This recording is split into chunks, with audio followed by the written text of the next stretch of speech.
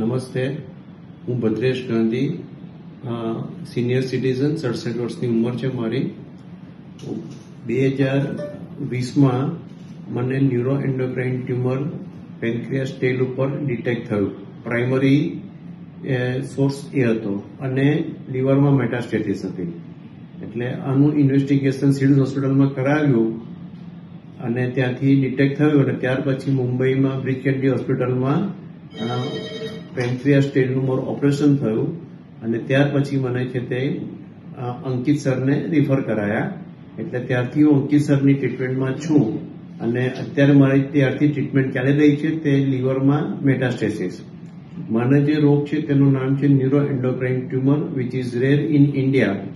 અને અંકિત સરે ખૂબ જ સારી રીતે આની ટ્રીટમેન્ટ કરી છે, જેથી આ ડિસીઝ મને લીવરના મેટાસ્ટેસિસ છે તે સ્પ્રેડ બીજા એરિયામાં થતા નથી અને એ કંટ્રોલ છે. મારા ડિસીઝમાં રોગ જળમૂળથી રિમૂવ થતો નથી, પરંતુ એની લાઈફ ટાઈમ ટ્રીટમેન્ટ લેવાની હોય છે અને જે લીવરના મેટાસ્ટેસિસ છે એનું ફંક્શનાલિટી એને કંટ્રોલ કરવાની હોય છે અને એ એમની ટ્રીટમેન્ટથી કંટ્રોલમાં છે.